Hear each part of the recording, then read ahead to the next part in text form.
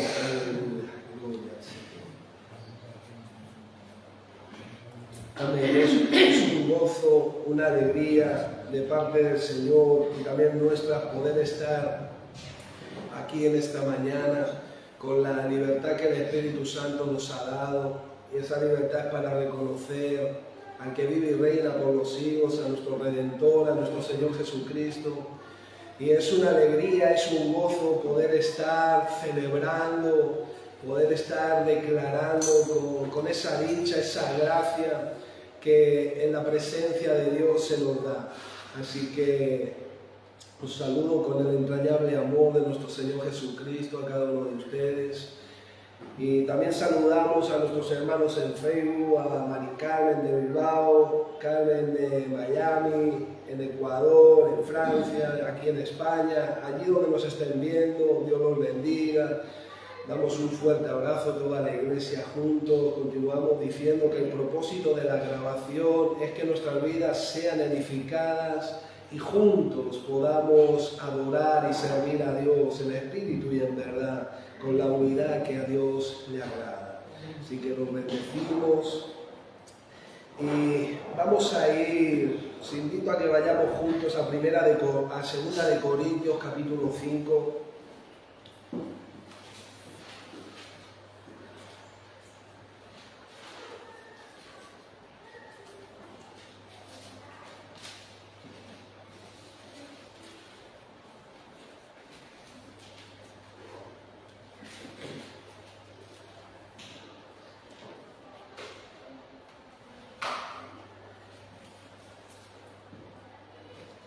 Vamos a leer del 16 al 21 y os invito a que se pongan de pie, por favor, el que pueda.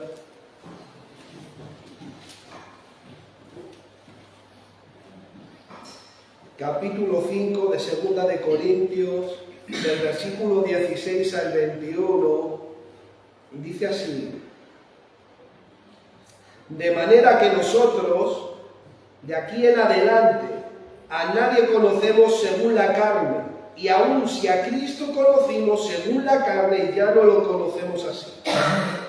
De modo que si alguno está en Cristo, nueva criatura es, las cosas viejas pasaron, he aquí todas son hechas nuevas. Y todo esto proviene de Dios, quien nos reconcilió consigo mismo por Cristo, y nos dio el ministerio de la reconciliación, que Dios estaba en Cristo reconciliando consigo al mundo, no tomándoles en cuenta a los hombres sus pecados, y nos encargó a nosotros la palabra de la reconciliación. Así que somos embajadores en nombre de Cristo, como si Dios rogase por medio de nosotros. Os rogamos en nombre de Cristo, reconciliaos con Dios. Al que no conoció pecado por nosotros, lo hizo pecado para que nosotros fuésemos hechos justicia de Dios en él. Amén. Podemos tomar asiento, familia. Gloria al Señor. Le he titulado a este mensaje: a nadie conozco según la carne. Y esto debiéramos de decirlo en nuestro corazón: ya no conocemos a nadie según la carne. La semana pasada y bueno, semanas anteriores, el Señor nos viene mostrando, inquietando el estado que la iglesia iba a tener en estos tiempos. Porque estamos viendo las hojas de la higuera reverdecer. Son muchas las señales que ya hoy estamos discerniendo, que ya estamos viendo. Y muchos creemos que estamos en la antesala del anticristo, pero dice que el hombre de pecado no se manifiesta sin que haya una gran apostasía. O sea, muchos se van a divorciar de la fe. Muchos le están dando la espalda a la palabra, pero muchos de esos van a la iglesia, se sientan, hasta levantan manos. Pero cuando ponemos a la lupa de la palabra cosas de A, B y C muy sencillas, y no lo digo juzgando ni prejuzgando, no, todo lo contrario, aquí intercedemos por la Iglesia en las naciones. Aquí estamos orando, clamando, ayunando, gimiendo por la Iglesia, porque sabemos el que comenzó la obra y el que la perfecciona. Pero esto es para usted y para mí. O sea, no, el asunto no va de venir aquí, esto no es un grupo donde nos confortamos psicológicamente o tenemos interacción social. Aquí venimos porque está Cristo. Amén. Él está en medio de nosotros y Él vive en ti. Amén. Su Espíritu Santo. Entonces, ese estado de esa iglesia, por la insistencia que yo veo del Espíritu Santo, vamos a empezar a ver cosas que vamos a estar como Lot, como dice, bueno, asombrados, impactados, vamos a llorar, nos va a dar mucha tristeza. De hecho, yo a veces me entero de noticias y de cosas y me pongo muy triste. Qué triste es cuando un matrimonio, sea apostólico, pastoral, lo que sea, se rompe, se divorcia, un matrimonio de ministerio. Qué triste es ver cómo el enemigo rompe. Ministerio de miles de personas detrás de ellos. Y todo se cayó ya todo se cayó, si no por causa de adulterio. Pero se están divorciando hasta sin esa por causa, inclusive dentro de esa causa hay restauración, hay perdón. Pudiera decir eso por no decir otras cosas. Falsa profecía. Una de las cosas que más se va a atacar a la iglesia es la profecía y la enseñanza. Es donde más se ataca. Es donde más ataca Jezabel. Jezabel son demonios, espíritus inmundos demoníacos marinos, porque viene de la cultura fenicia y son de mucho rango espiritual. Lo que ataca es la profecía y la enseñanza. Por eso va a haber tantos falsos profetas y maestros, porque el enemigo se disfraza como ángel de luz y también habla y muestra. Por eso es tan importante la profecía, escuchar y que haya confirmación. Pero el estado que define la Biblia para la iglesia en este tiempo es tan dramático, hermanos, al punto de que la iglesia aparta el oído de la verdad, no sufre la sana doctrina. Esto me lo van a escuchar mucho porque se nos tiene que grabar. Doctrinas de demonios, enseñanzas de espíritus engañadores. Sin embargo, la iglesia hemos vencido por medio de la sangre del Cordero. Hemos vencido, ganado. Pero hay dos conjunciones más. No solamente que hemos vencido por medio de la sangre del Cordero, porque dice, y por la palabra del testimonio que hay en ellos, y por que menospreciaron sus vidas. Así que usted ha vencido, porque hay una salvación consumada en la cruz del Calvario. Pero ahora usted necesita vencer en su área interpersonal, en su familia, en su casa, en su matrimonio, en su economía, en su ministerio evangelístico, de oración, de intercesión, de todo lo que Dios ha puesto en tu mano. Y eso es lo que se ataca, porque lo que Dios decretó en cuanto a la salvación, eso ya no hay nadie que te lo pueda quitar. Pero Él no quiere que usted repercuta espiritualmente. Porque si usted repercute espiritualmente, usted va a repercutir en la sociedad, va a repercutir en la iglesia en la que se congrega. Y eso es donde se ataca. Es ahí donde se ataca. Entonces tenemos que coger también estos dos factores. El testimonio de la palabra que hay en usted y que hay en mí, de la palabra, y menospreciar tu vida. Porque todo el que quiera salvar su vida, la perderá. Y el que pierda su vida por causa de mí, la salvará. Por eso se nos insta a tomar nuestra cruz, a negarnos a nosotros para poder seguir a Cristo. Así que Fíjate que dice que el acusador nos acusaba delante de Dios, nos acusaba. Pero ahora ya no nos puede acusar porque Dios es el que justifica. Es decir, Dios te ha declarado inocente, ha anulado el acta de los decretos que había en tu contra. Es decir, todos tus pecados estaban en un acta escritos y han sido anulados por medio del sacrificio de Jesucristo. Cuando usted puso su confianza exclusiva en Jesucristo como su único Señor y Salvador, creyéndole en su corazón y confesándole con su boca. Pero esa es toda la vida del cristiano, creerle en el corazón a Jesús y confesarlo con su boca en cualquier área, en cualquier circunstancia, en todo lo que somos y hacemos. Así que Él no nos puede acusar, pero ahora intenta tomar nuestra boca para acusarnos entre nosotros. Intenta tomar la boca del mundo para acusarnos a nosotros, para acusarse entre ellos. Si tú haces un análisis del mundo, constantemente se están acusando. Es una acusación, un simple coche, tú vas así, y tú vas con alguien, y vas con el coche y se del mundo, es muy fácil que diga, mira, estoy como conduce, mira lo que ha hecho aquí, fíjate esto, o aquello. Estoy poniendo algo muy trascendente, algo muy normal. Yo que sé, alguien que cometa un error en el supermercado, no se dio cuenta, se coló, hizo sin darse cuenta. O en tantos errores, ahí ya no se perdona a nadie. Ahí no hay misericordia. Parece muchos que tienen una apariencia de piedad, pero niegan la eficacia de ella. El enemigo se viste como ángel de luz.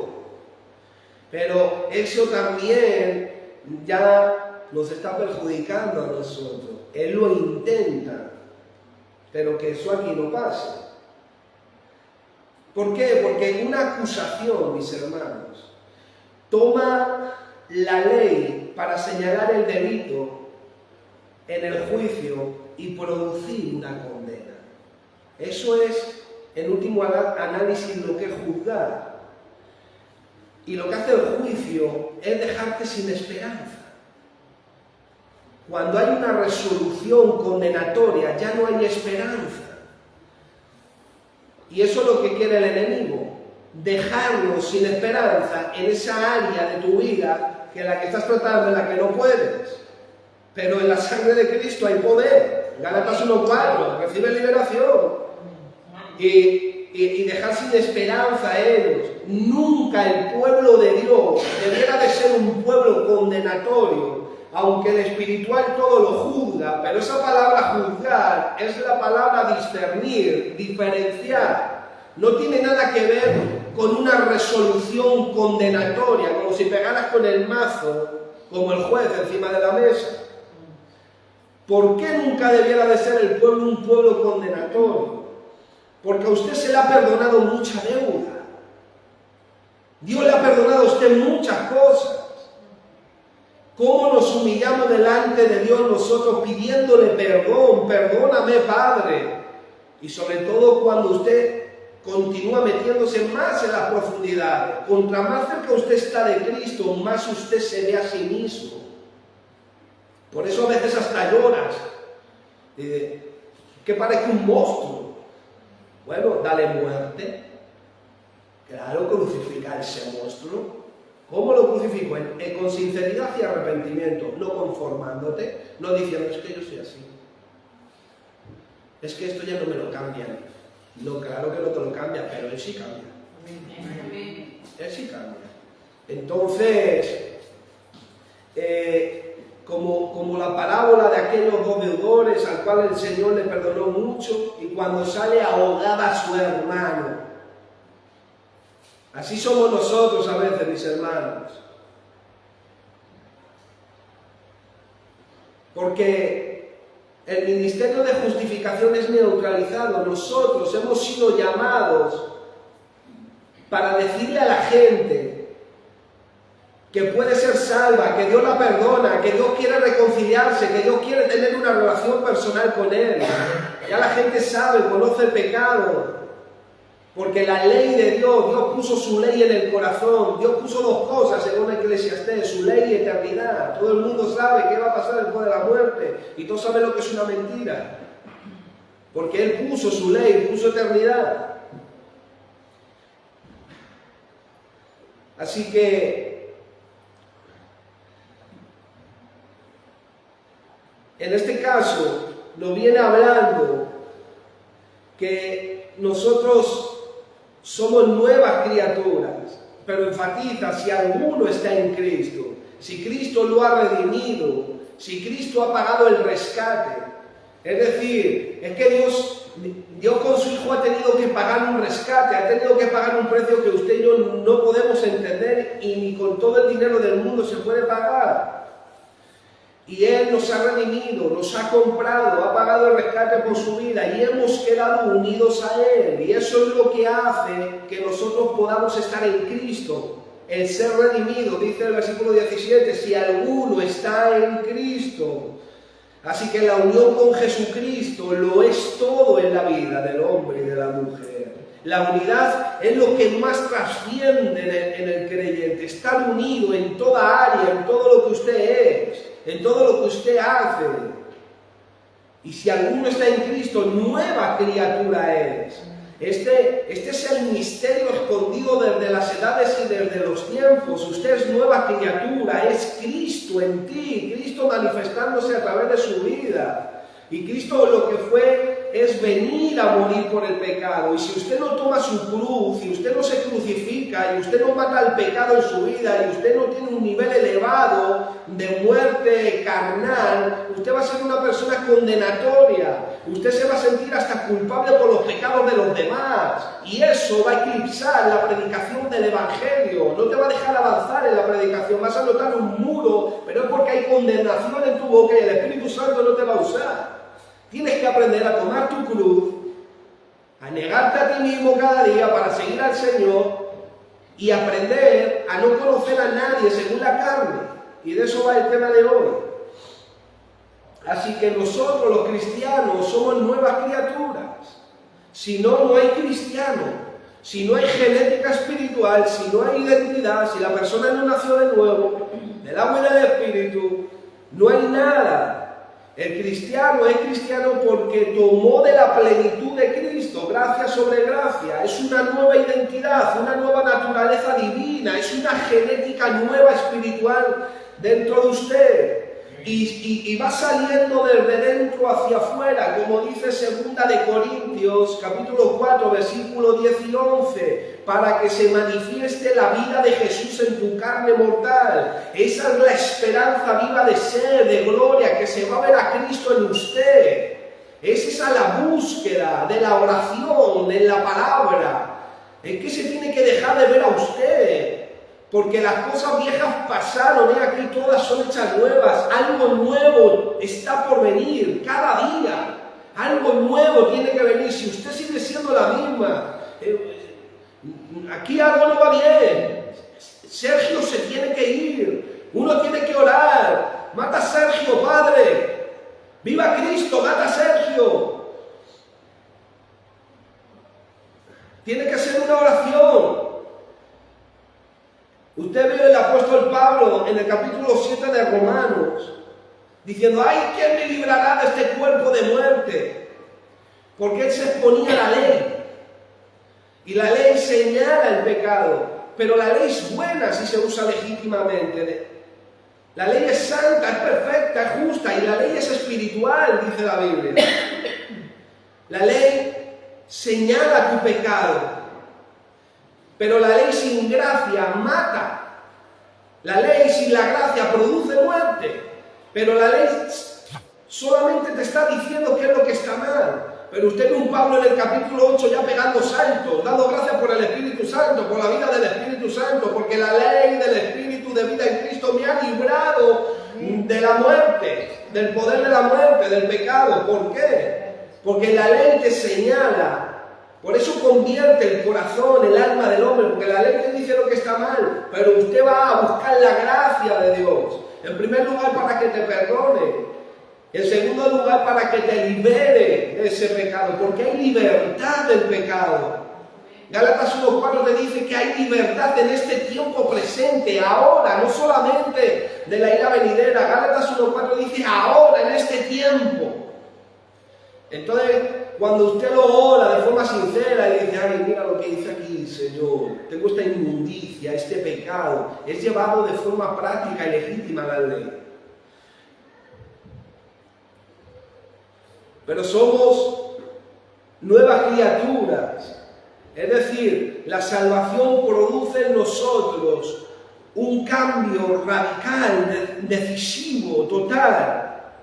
La nueva vida en Cristo nos sitúa en un resultado permanente, mis hermanos. Es como que todo cambia y esto va sucediendo progresivamente hacia la perfección es que nosotros caminamos y vamos madurando, creciendo. Así que la gracia de Dios no solamente te justifica, es decir, no solamente te declara inocente ante el juicio de Dios, anulando el acta de los decretos, sino que te transforma a una nueva vida, a una nueva creación, revela una nueva vida.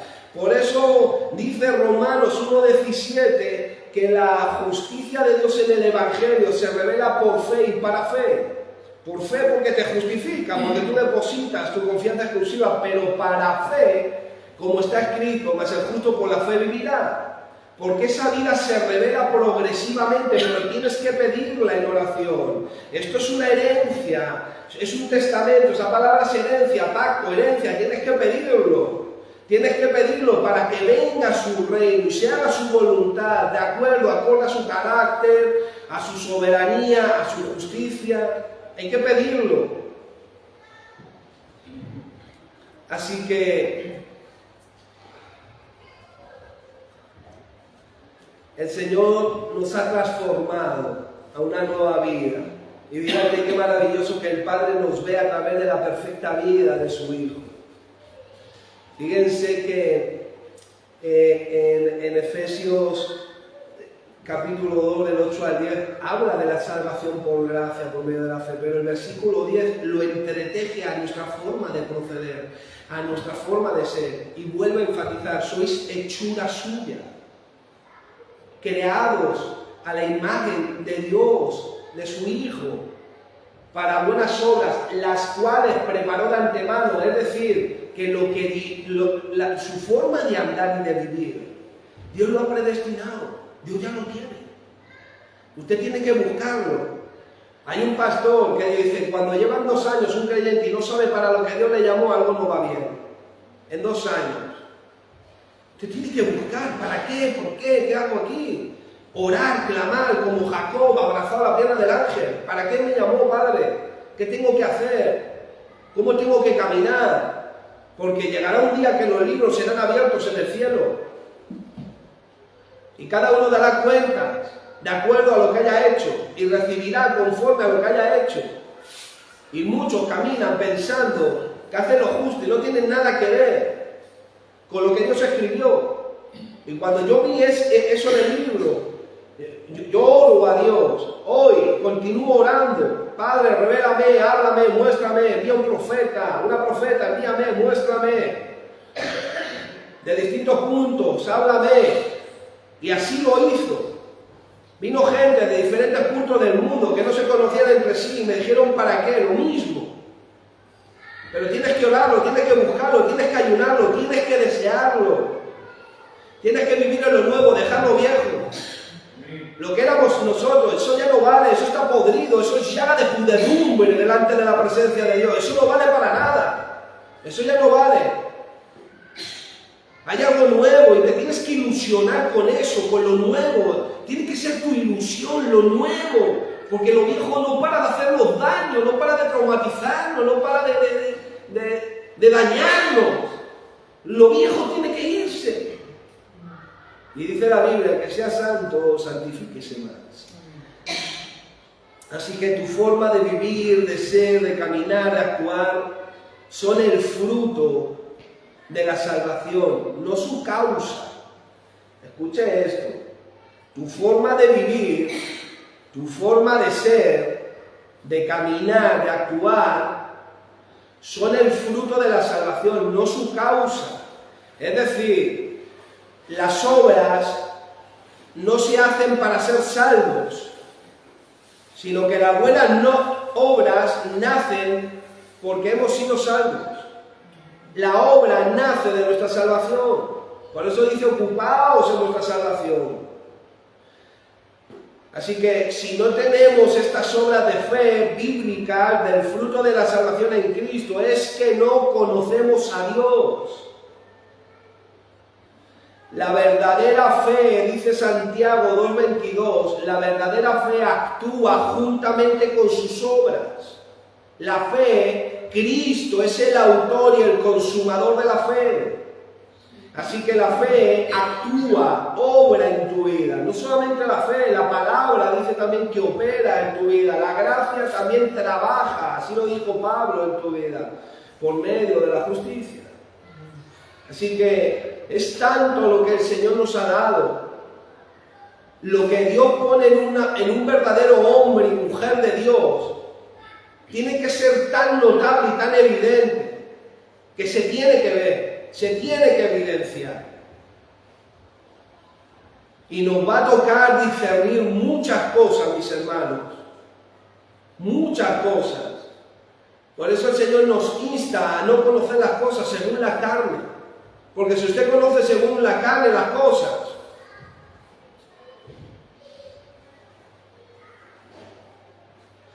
Dios nos ha diseñado un tipo de vida que se ajusta al carácter suyo. ¡Wow!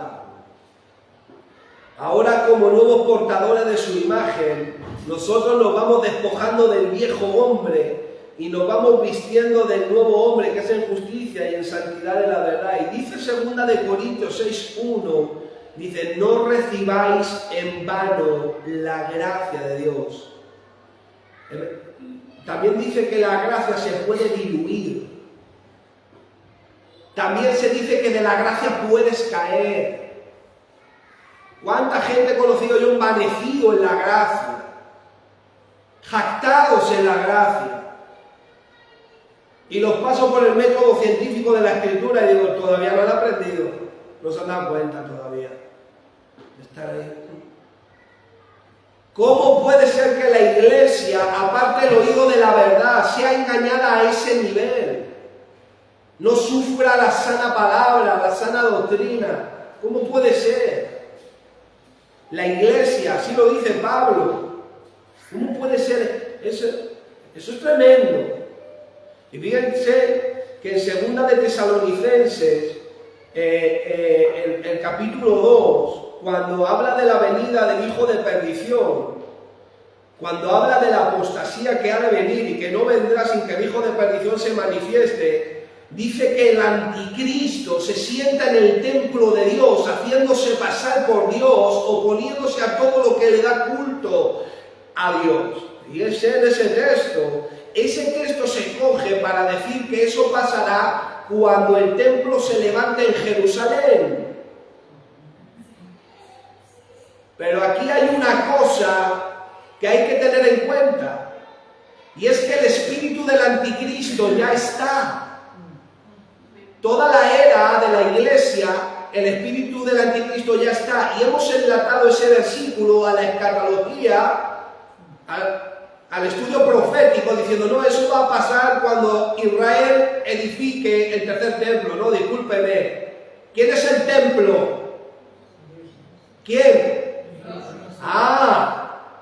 ¿Cómo puede ser que la Iglesia, aparte el oído de la verdad, sea como lo describe Timoteo? ¿Cómo puede ser eso? Se sienta en el templo haciéndose pasar por Dios. Ahora entiende por qué está la Iglesia como está, por las cosas que se ven, porque se hace pasar por Dios y nos lo tragamos, porque se viste como ángel de luz y como disciernes en la carne, te lo comes y pasa y lo aceptas. Y por eso acabas en la Iglesia. Yo no digo que no vaya a pasar eso de Israel, no estoy diciendo eso, pero eso ya está. ¿Cómo puede ser que las 7 iglesias del Apocalipsis recibieran ese daño. ¿Cómo podemos estar siempre en la iglesia acabando como acabamos? Usted mira el pueblo de Dios de Génesis y Apocalipsis, las cosas del pueblo, o sea, quitando la iglesia primitiva, que tenía la fuerza del Espíritu. Esa fuerza fue progresivamente disminuyendo, pero esa fuerza ahora va a tener que ir aumentando. Va a tener que ir aumentando esa fuerza. Tienes que creerlo, pero hay que pagar el precio, hay que pagar el coste. Vamos a romper los moldes, vamos a romper horarios, aunque vengamos con la pata así arrastrando. Hay que venir. Aleluya. ¿Qué te crees que viene? ¿Te crees que esto es un juego? ¿Qué va a pasar con la iglesia que se quede? Dice Lucas 21 que seas tenido por digno de escapar de la prueba que ha de venir al mundo. Si usted está trabajando con lo de Cristo con liviandad, ¿usted qué se cree que va a pasar? Si Él pesa la intención del corazón y pesa el espíritu. Ahí no hay quien lo engañe. La autoconmiseración es tener misericordia y decir, pobrecito de mí, mira lo que yo estoy pasando. No, mira lo que pasó Cristo en la cruz. Basta ya de apenarse. Todos nos dolemos, todos los hermanos dicen en la Biblia que todos están sufriendo las mismas cosas que nosotros. Todos. Hay que estar unidos ahora más que nunca. Si nosotros somos capaces de estar unidos en oración y ayuno, veremos el poder que hubo en el aposento alto. Amén. Pero tienes que despertar a esto. Y con la iglesia que se mantenga, Dios lo hará. Amén. Lo he visto en una visión como usted me ve a mí. Y en esa búsqueda es en la que estamos. El que quiera ir y que quiera que haga, a nosotros no da igual. Nosotros sabemos en quién hemos creído y sabemos lo que Dios le ha dicho a esta casa. Y es ahí donde caminamos. Yo no me justifico delante de la gente, mis hermanos. Yo lo que hago es aprender con mis hermanos. Yo aprendo, pero no me justifico de lo que Dios ya ha dicho. Yo no vengo aquí a decir ven y dime, no, vengo aquí a decirte qué es lo que Dios ha dicho. Esto no es un juego, iglesia. Y esto es dramático. Cuando tú te paras a pensar en esto, dices, ay, Dios mío. Y qué verdad es que a lo largo de mi vida yo he tenido esa sensación de que no aprendemos hasta que no nos llevamos el golpe. Hasta que no estamos en el caso y digo, ay, si esto era lo que nos decía. Era como cuando de pequeño, esa historia que siempre se repite, estudia que si no verás, te vas a arrepentir luego. Y ahora tú te ves que te la contaban y ahora la cuentas tú. Y a veces hasta te retraes, no me han contado, voy a romper con esa costumbre. Es la realidad. Ahora lo cuentas tú, estudia, que si no, no. Y la Biblia no para de darnos el mensaje durante 2000 años, mis hermanos. Así que, fíjense que el versículo 28 saca un ministerio. Y esa iglesia, muchos dicen, yo no sé para qué el Señor me llamó, aquí hay un ministerio, se llama de reconciliación. Y en el capítulo 3 de 2 de Corintios, versículo 9 al 11, está el ministerio de justificación. Son ministerios, servicios para la vida espiritual que tiene todo creyente. Por eso muchos creyentes no llegan, no se desarrollan, porque no cogen de base los ministerios que ya Dios nos ha dado. Yo tengo una predicación, un mensaje de esto, coger los primeros ministerios para la vida espiritual, para coger la ministerial. Pero fíjate, este ministerio de reconciliación, la humanidad por el pecado está enemistada con Dios, como estábamos nosotros enemistados con Dios. Una reconciliación es una relación que estaba perdida, dañada y que ha sido restablecida. Ahora usted tiene ese ministerio. Es decir, ahora nosotros vamos a servir en la relación personal con Dios. Es un servicio, es un ministerio. Así que Dios por el pecado declaró a la humanidad su enemigo, pero por medio del sacrificio de Jesucristo nos ha reconciliado con Él. Y esto nos implica en un cambio no solamente de carácter, sino de relación. Así que hay una relación establecida en la que andamos y estamos con Dios. Aleluya, gloria al Señor. Amén. Así que ¿cómo yo puedo predicarle al mundo una relación con Dios cuando yo no la tengo? Cuando tengo una relación apática, cuando no soy capaz ni de orar, ni de estar en su presencia 1 hora al día. ¿Cómo yo le puedo predicar al mundo que se arrepienta si el ministerio de justificación en 2 de Corintios, capítulo 3, versículos del 9 al 11, cómo yo le puedo decir a la gente que se arrepienta si yo no vivo arrepentido? ¿Cómo? ¿Cómo va a trascender mi vida? Así que usted sabe que el ministerio de justificación tiene 4 puntos. Lo hemos dicho muchas veces en la congregación. Un arrepentimiento generalizado. Sabemos que todos los días vamos a cometer fallos.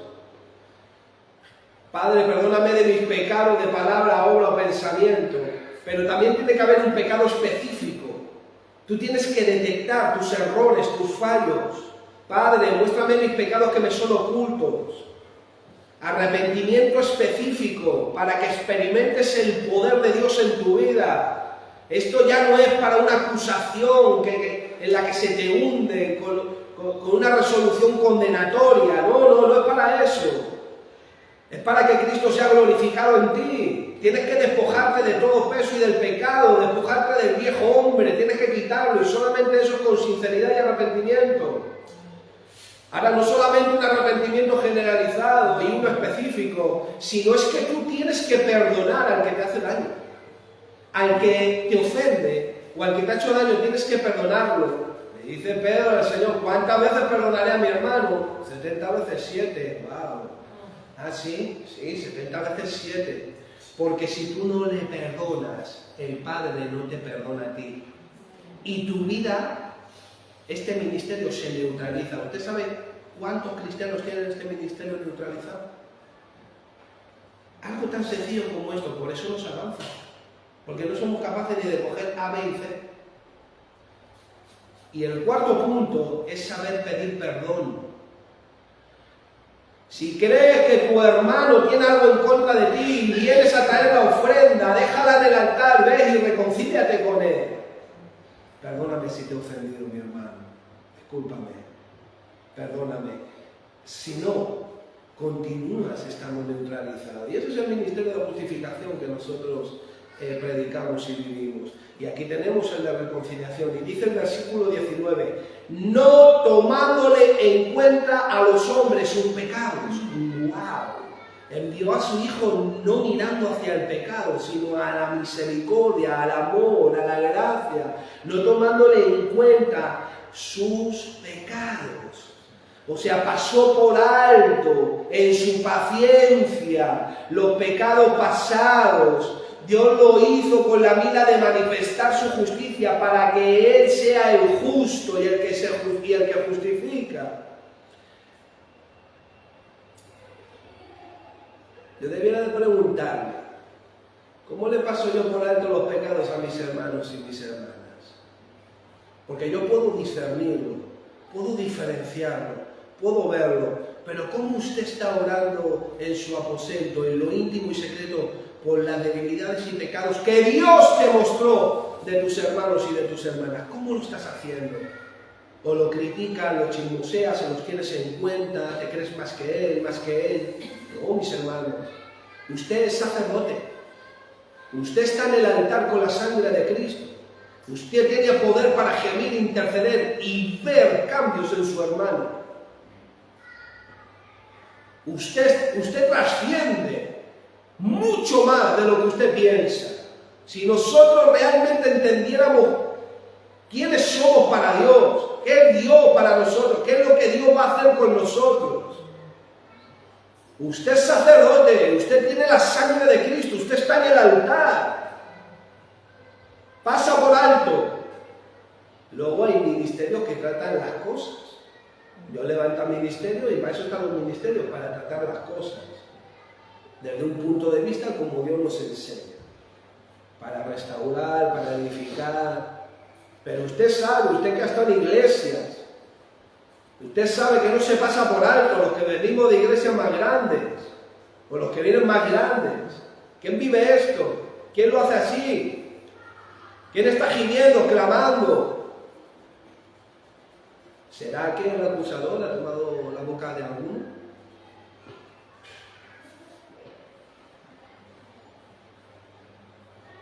Con la vara con la que mides, volverás a ser medido. Así que, sé como tu Señor. El pueblo que ha sido justificado tiende a justificar porque entiende lo que se le ha perdonado. Aunque a mucho se le perdona, mucho ama. Y así entre nosotros nos vamos a hacer muy fuertes. Muy fuertes. Así que, cuidado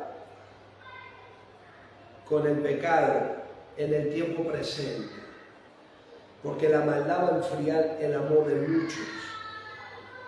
Detectar el pecado es tan malo, mostrar pasividad como criticar o chismosear, o simplemente reconocerlo. Hay que orar. Es tu oficio. Tu oficio es de acuerdo al gran sumo sacerdote que es Jesucristo. Ese es tu oficio. La iglesia está intercediendo. Pero ya no intercedemos ni por nosotros. La iglesia debiera de estar intercediendo por lo que se haya perdido. Con la sangre. Tú tienes que creer que cuando tú pronuncias la sangre, si Dios te abriera los ojos al mundo espiritual, la sangre es la que te ha dado la victoria y es la que nos va a dar la victoria en todo, en cada área. Así que hay una palabra que se llama el antinomianismo, que es antiley. El antinomianismo fue una doctrina que sacaron en la Reforma, en donde solo es gracia. Es decir, la ley no vale para nada, o sea, en la abundancia del pecado, abundancia de gracia. Eso es un error, eso es una herejía que ha introducido el enemigo. ¿Por qué? Porque profetizó Jeremías y profetizó Ezequiel. En aquellos días, en estos, Dios pondrá un espíritu nuevo y un corazón nuevo y escribirá el ¿qué? Su ley sobre el corazón. Nosotros somos portadores de la ley, de la santidad, de la justicia. Dios la escribe en tu corazón. Eso dice en 2 Corintios 3, capítulo 3. Ustedes son cartas expedidas por el Espíritu Santo, no en piedra, en el corazón. ¡Wow! Escribe tu palabra en el Señor. Escribe toda tu palabra. ¡Qué maravilloso! Así que hay una ley moral, que eso es lo que se está atacando de las grandes administraciones, que eso es lo que vemos en la iglesia, que Dios mío, ¿cómo está el mundo así? Los ataques a la ley. Así que hemos sido adquiridos, comprados para ser el pueblo de Dios. Y estamos nosotros en un proceso progresivo de santificación por el Espíritu Santo. Cada vez usted tiene que estar más apartado para el Señor y en lo del Señor. Porque no vale de nada venir a la iglesia si lo que Dios pone en ti, tú no quitas lo tuyo, quitas lo del mundo, quitas la inmundicia para que lo de Dios entre. Eso es santificar su nombre, purificar y apartar lo que hay de Dios en ti. Si tú tienes algo de Dios, aunque sea como un granito de mostaza, vive eso. No vivas nada más, vive eso. Quita todo lo suyo. No te estoy diciendo que dejes tus responsabilidades en tu matrimonio, en tu casa, en tus labores, en todo eso. No, esto tiene mucho más que ver con el carácter. Esto tiene que ver con quién eres tú en Cristo. Porque dice el texto que somos embajadores. Somos cara visible de Cristo. Cristo se tiene que ver en usted. Y el mayor ataque satánico que hay es a ese. Usted pregúntese, mírese al espejo. Dice Santiago que el espejo donde nos consideramos es este. Y usted se mira y dice, ¿qué tengo yo de Cristo? No te asustes, porque puede decir, yo de Cristo tengo un poco. Muy bien, empieza a orar. Empieza a pedirle a Dios lo que te ha dado. Vete al fruto del Espíritu. Observa quién es Cristo, pídelo. Es tu herencia. Revela un carácter en santidad, toda la Escritura, pídeselo. Señor, yo quiero así, yo quiero esto, tráelo. Eso es buscar el reino de Dios y su justicia. Eso. Buscar el reino y su justicia no es tomar un avión, tomar el tram, tomar el tren, tomar un coche. No, no, no. Es tomar la Biblia en oración, en intimidad. Pedírselo a Dios. Eso es buscar el reino y su justicia de forma práctica. Padre, trae esto, dame esto. Al mismo tiempo tú detectando, quita esto otro. No quiero esto. Padre, trae esto, Señor, por favor. Tú ves las historias del Antiguo Testamento, cómo Dios trataba con el pueblo, y tú puedes ver cómo es Dios, qué es lo que Dios aprueba, qué línea tira de su carácter. Padre, trae esto, yo quiero esto, lo otro, yo quiero andar como este, como tal, trae esto. Pero tienes que pedirlo, tú tienes que mirarte al espejo y no reconocerte, Es decir, y poder decir como Pablo, que si es que ya no vivo yo, es que quien vive en mí es Cristo. Y bueno, mis hermanos, eso es algo progresivo, pero tienes que concentrarte en eso, porque eso es lo que más se ataca. Porque lo que no quiere el diablo y todos sus demonios, Dios los reprenda, es que se vea Cristo en ti, porque ese es el misterio escondido desde las edades y los tiempos, Cristo en usted. Es decir, la genética de Cristo está en usted. Por eso somos hijos de Dios, aunque somos adoptados y Cristo es el único hijo, pero hemos tomado gracia sobre gracia, de su plenitud hemos tomado todos. Somos hechura suya, creados conforme a la imagen del Hijo. El Padre para crearnos ha tomado de la palabra, y la palabra es la que da testimonio de Él. En la palabra hay vida eterna. La vida se nos manifestó y la hemos visto, y la hemos escuchado y la hemos palpado. Es la vida de Jesús en usted. ¿Cómo puede ser que la iglesia acabe así? Porque no nos concentramos en lo que tenemos, no abrazamos lo que se nos ha dado. Estamos jiji, jaja, para allá, para acá, en nuestras actividades. Pero cuando llegue la prueba, ¿qué va a pasar? ¿Qué va a pasar? ¿Cómo está tu lámpara? ¿Cómo está tu vasija? ¿Cómo estás orando? ¿Cómo estás ayunando? ¿En qué búsqueda estás? ¿Qué estás haciendo con tu tiempo? ¿Qué haces? ¿Qué estás aprobando? ¿Qué estás suspendiendo?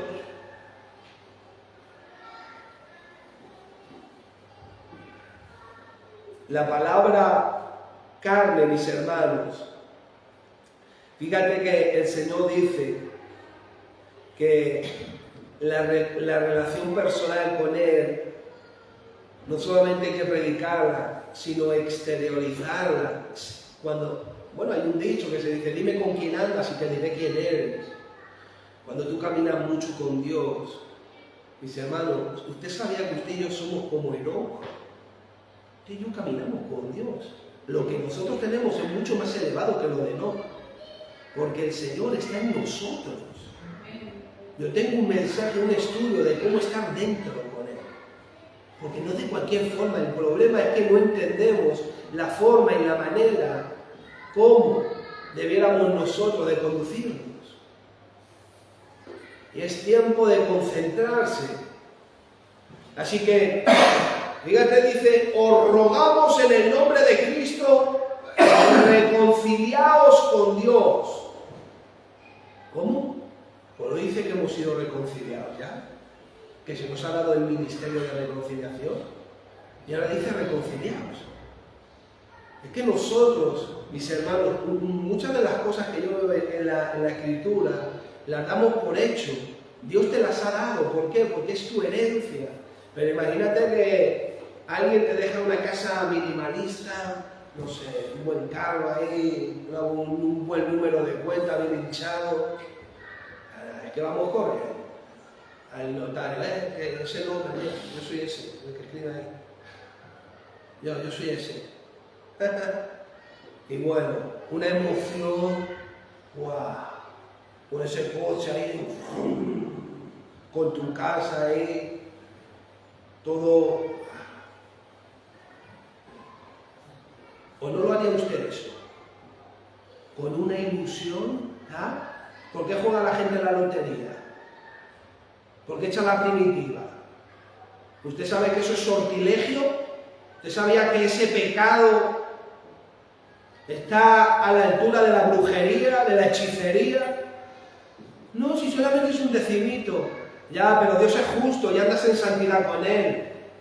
Es sortilegio, lectura de suerte en el latín se traduce. ¿Ves cómo el enemigo te va restando y restando y restando y no te da ni cuenta? Por falta de conocimiento mi pueblo perece.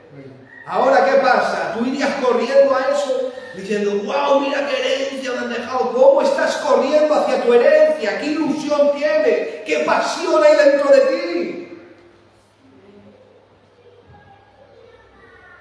¿Qué deseo hay de ti por estar aquí? ¿Qué estás haciendo cada día?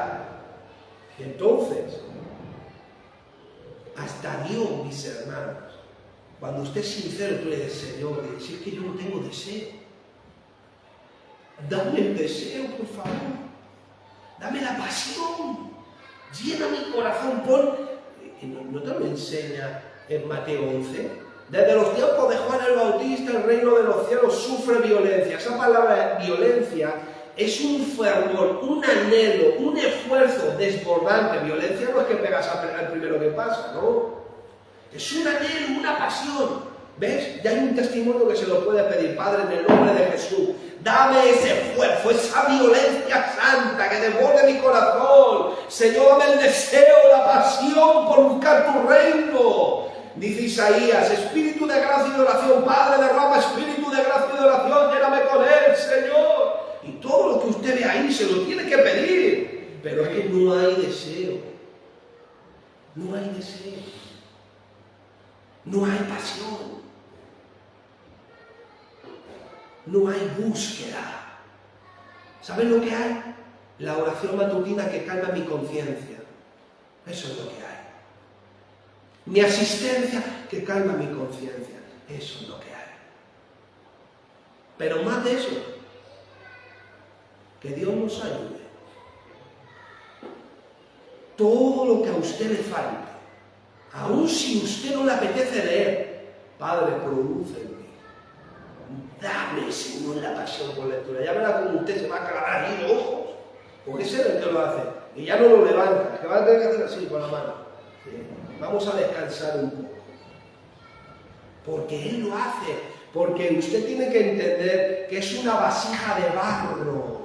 Usted es un vaso donde Él deposita, donde Él añade lo que se necesita. Somos vasijas. Él deposita su conocimiento, todo lo que nosotros necesitamos. No confíe en usted para nada, confíeselo todo a Él. Y eso es gracia. No solamente es gracia que te justifica y te salva, sino gracia que te dispensa, te suministra de lo alto para que tú puedas vivir, ser como Cristo. Esa debe de ser tu pasión, ser como Cristo. ¡Wow! Ser como Cristo. ¡Wow! Yo desde que descubrí eso dije, Señor, mátame. Mátame. Y a veces me paro como diciendo, pero tampoco te pasa. Como decía el Señor, que nos conocemos. Claro, es que Él es muy cercano, mis hermanos. Con la humildad que Dios está con nosotros, no lo hay nadie. Siendo Dios, mis hermanos, el creador del sistema solar, de todo. Nosotros no estamos caminando con cualquiera.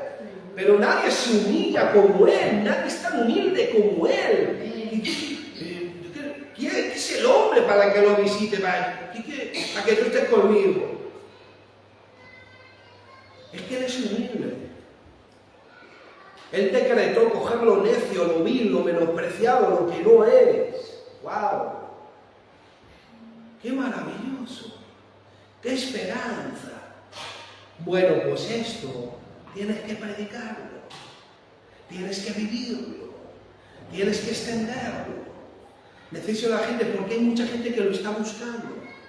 Hay mucha gente que no tiene esperanza. No te subestimes. Ni subestimes al Señor, háblalo, dile Cristo, aleluya, gloria a Dios. Si solamente te sale eso, aunque te diga, ¿qué te pasa? Pero si solamente tienes eso, díselo. No, lo que te digo es que a Cristo, gloria a Dios, aleluya.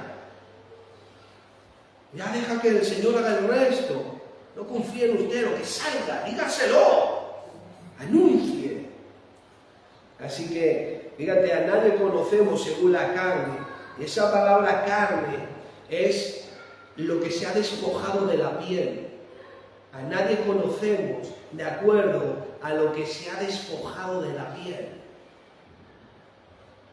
Es como cuando tú llegas y dices, tú no sabes quién era. O este era así. O tú traes a la memoria los pecados de tu hermano, cuando han sido ya despojados de él. Otra cosa, y luego hay casos singulares en los que Dios trata problemas. Porque hay pecados que la gente los arrastra. Eso es una realidad. A Dios no se le olvidan las cosas. Pero estamos hablando por norma general en un proceso de santificación. Entonces, esta palabra carne es símbolo de lo externo. Es decir, es nuestra naturaleza humana con sus debilidades físicas y morales. A nadie conozco yo ya de acuerdo a su naturaleza caída. Yo no voy a conocer a nadie de acuerdo a su naturaleza, a sus debilidades caídas. No conozco a nadie. Dicho de otra forma, lo que voy a ver en mi hermana y en mi hermano es a Cristo. Me voy a fijar qué es lo que viene de Cristo. Es así como yo la voy a conocer a las personas, de acuerdo al nuevo hombre, en justicia y en santidad de la verdad. Por eso dice, despojado del viejo hombre, despojado de todo peso y del pecado. Fíjense que dice, habiendo despojado del viejo hombre con sus hechos y revestidos del nuevo, no solamente despojarte, tienes que vestirte, el cual es conforme a la imagen del que lo creó y se va renovando, esto es progresivo, hasta el conocimiento pleno, Colosenses 3:11. Así que a nadie conocemos de acuerdo a su naturaleza humana caída. Es decir, ya no reconocemos, ya no comprendemos a la gente, ni la entendemos de acuerdo al pecado. Ya la gente yo ya no la comprendo, yo ya no la veo, ya no la miro, ya no la percibo, ya no la reconozco ni la entiendo de acuerdo a su naturaleza caída. Fíjate que el versículo 11 dice, y a Dios, de ese mismo capítulo 5, dice, y a Dios le es manifiesto lo que somos, y espero que también lo sea a vuestras conciencias. Así que hay dos cosas que tienen que ocurrir para tener una vida en Cristo, y es la regeneración y la reconciliación. Así que, fíjate qué importante es, mis hermanos, porque el apóstol Pablo en Corinto tenía que defender su ministerio, tenía que defender su vida espiritual en Cristo, porque es ahí donde se ataca. El esclavo persigue al libre. Eso pasa en las iglesias igual. Entonces, qué importante es reconocer a Cristo en la iglesia. Y qué bonito es ver a gente donde usted puede detectar lo de Cristo.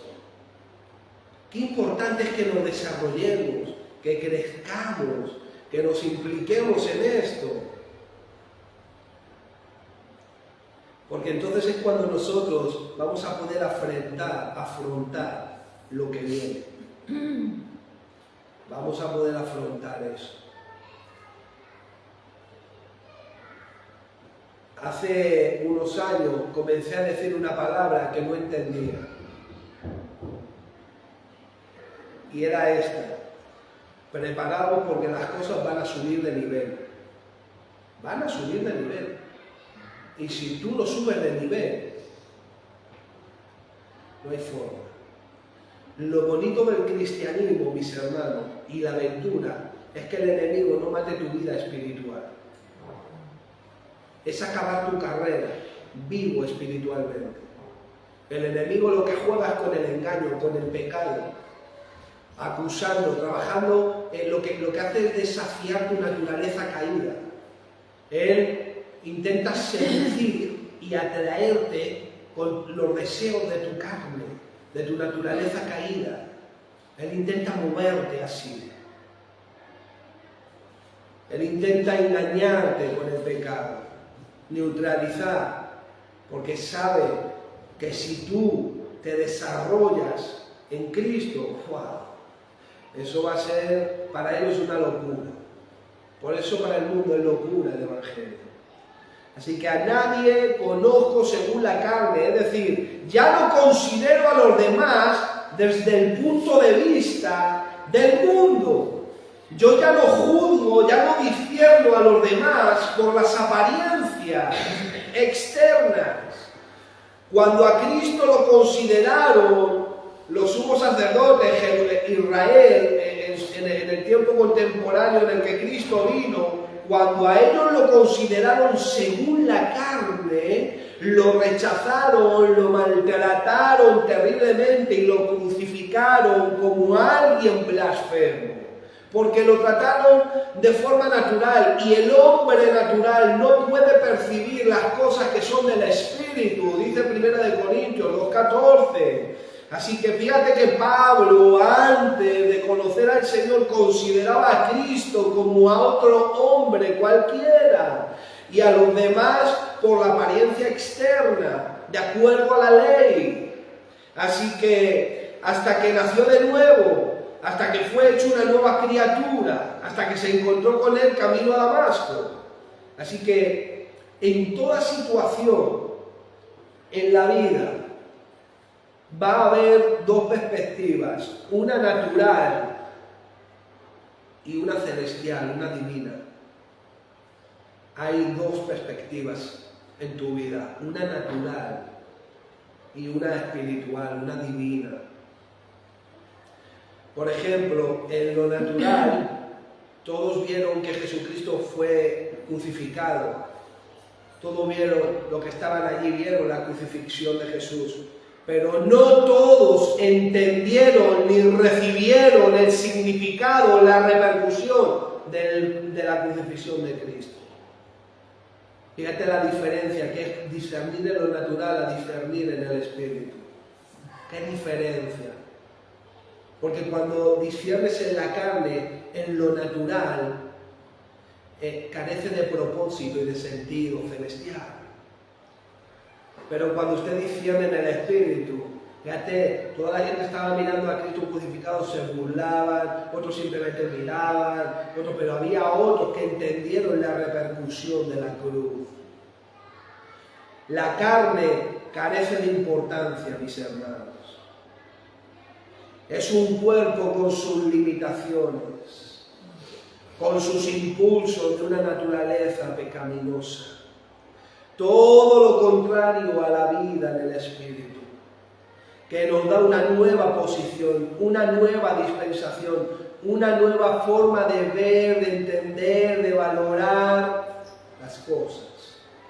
Así que cuando empiezas a considerar a Cristo como una nueva criatura, el punto de vista es diferente, mis hermanos, porque ahora ves a Cristo como tu Señor, como el Mesías, como el ungido, como Yeshua HaMashiach, el Redentor. Él es la vida eterna, Él es tu abogado delante del Padre, Él es el mediador entre el Padre y tú, Él es el autor y el consumador de la fe, el autor de eterna salvación, el que sacó a la luz la vida y la inmortalidad, porque tenemos una nueva creación y reconciliación con Dios. Él es todopoderoso, la luz del mundo, el Rey de Reyes, Señor de señores, el bienaventurado y solo soberano. Él es la puerta, el acceso por donde tú entras. Es el testigo fiel, el primero y el último, el alfa y la omega. Él es Emmanuel, Dios con nosotros, mis hermanos. Cuando usted empieza a discernir quién es Cristo en el Espíritu, pues así es todo.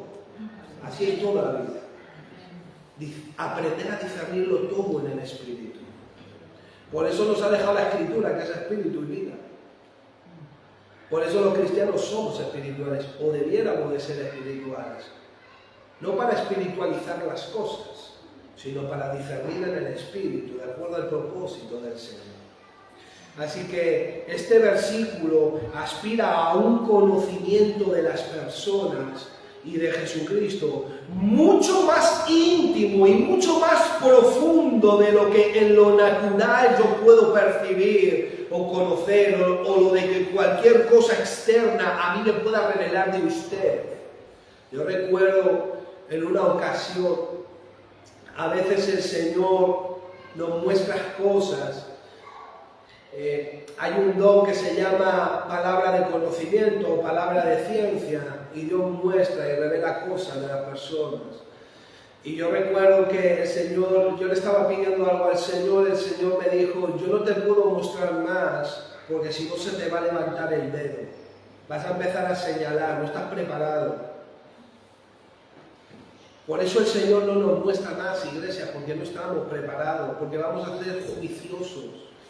Pero dice que Jesucristo no tenía necesidad de que nadie le diera testimonio de lo que había en el corazón del hombre, porque Él sabía lo que había en el corazón de cada hombre, mis hermanos.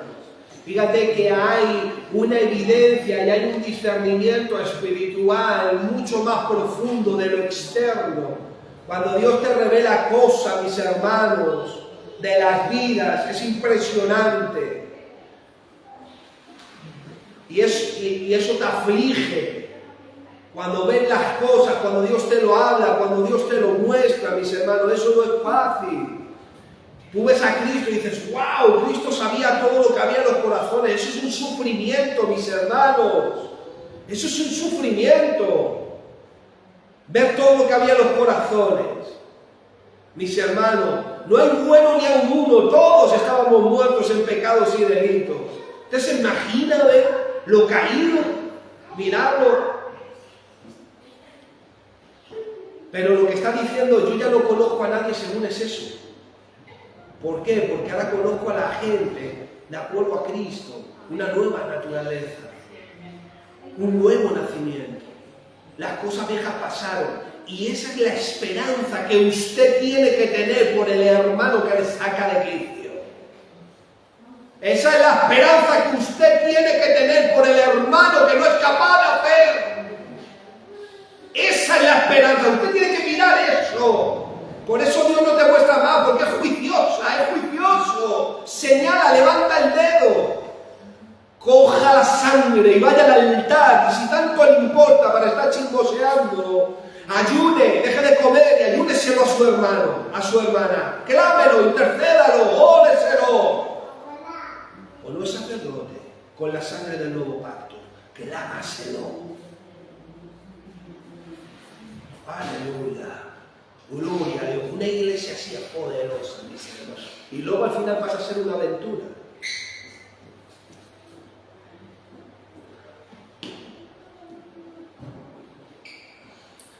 Así que hay un énfasis personal del creyente en el discernimiento espiritual bíblico, un discernimiento espiritual de las vidas y de las situaciones personales. Porque como decíamos, el espiritual todo lo juzga, lo discierne. Es decir, sabe diferenciar entre lo que es de Dios y no. Sin prejuicio, sin ser condenatorio. Sabe lo que es de la carne, lo que es del espíritu. Este pasaje está transmitiéndonos una nueva percepción en los nacidos de nuevo, una nueva forma de ver las cosas, de saber y de comprender las circunstancias. El amor que nosotros experimentamos con nuestro Señor Jesucristo es el que a nosotros nos motiva a dejar las cosas de la carne, a dejar de evaluar a nuestros hermanos según lo hace el mundo, a dejar de evaluar y de medir a nuestros hermanos, a los demás, como lo hace el mundo. Porque entonces es cuando pasa, como pasó con Jesucristo, cuando lo valoraban en lo natural, que empezamos a maltratar, empezamos a crucificar, a golpear. Y dice el versículo 12 del capítulo 5 de 2 de Corintios: a los que se glorían en las apariencias y no en el corazón. Fíjate, yo ya no conozco a nadie según lo que aparenta. Yo conozco a alguien por lo que Dios dice que esa persona es en la Escritura. Si esa persona nació de nuevo, yo no sé en el proceso en el que está, pero yo sé lo que es esa persona en la Escritura.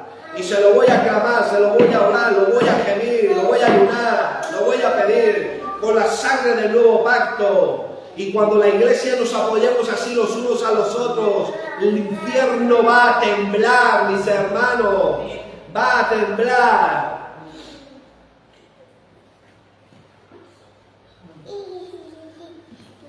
Se levanta una iglesia que no va a evaluar a los demás con los métodos del mundo. Una iglesia se levanta que no va a ser movida por lo externo, por lo superficial. No va a ser gente que confía en sí misma. No se va a confiar en las dificultades. No se va a enfocar en lo que se ve, sino en lo que no se ve. Fíjate en 2 de Corintios, un poquito más atrás, 4:18. 2 de Corintios capítulo 4 versículo 18, no mirando nosotros las cosas que se ven, sino las que no se ven. Pues las cosas que se ven son temporales, pero las que no se ven, wow, son eternas. ¿Se da cuenta mi hermano, mi hermana? Así que ¿cómo se sostuvo Moisés? Viendo al invisible. Así que se nos da un punto de vista, se nos da un punto de vista del gran acto de la salvación de Jesucristo y de la gracia, del favor de Dios, no solamente en nosotros, sino en tu hermano y en tu hermana. Porque el amor de Cristo nos constriñe. El amor de Cristo es el que nos sostiene, es el que nos comprime, nos abraza, nos aprieta. Este amor es el que realmente controla tu vida, tus deseos, tus relaciones con los demás. Este amor debiera de ser. Por eso el diablo quiere enfriar el amor de muchos por causa de la maldad. Por eso quiere enfriarlo, porque el amor, cuando el amor de Dios está en su corazón, mis hermanos, todo lo puedes en Cristo, porque el amor todo lo puede, todo lo soporta, todo lo cree. Mis hermanos, no va a estar usted mirando la paja, usted va a estar viendo lo que el hermano ha recibido y se lo va a clamar, va a interceder, no lo vas a conocer según la carne, no lo vas a evaluar conforme al mundo, vas a tomar tu ministerio sacerdotal y vas a tomar el poder de la sangre y se lo vas a clamar, se lo vas a orar, vas a interceder. Y yo también necesito que usted lo haga por mí, para que no chille tanto cuando predico, por ejemplo. Lo que sea, que usted vea qué hay que hacer.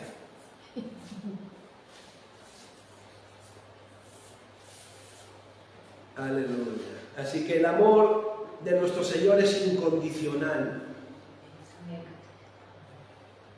Lo que ha hecho por nosotros en nuestro lugar. Ese amor tiene que provocarte y tiene que producir a ti que ames a los demás de la misma forma. Porque no hay mayor amor que este, que uno ponga su vida por su amigo. Así que para que los que viven ya no vivan para sí, sino para aquel que murió y resucitó por ellos. Así que ese es usted y ese soy yo. Amén, gloria a Dios. Vamos a orar en el nombre de Jesús. Hay que compartirlo también.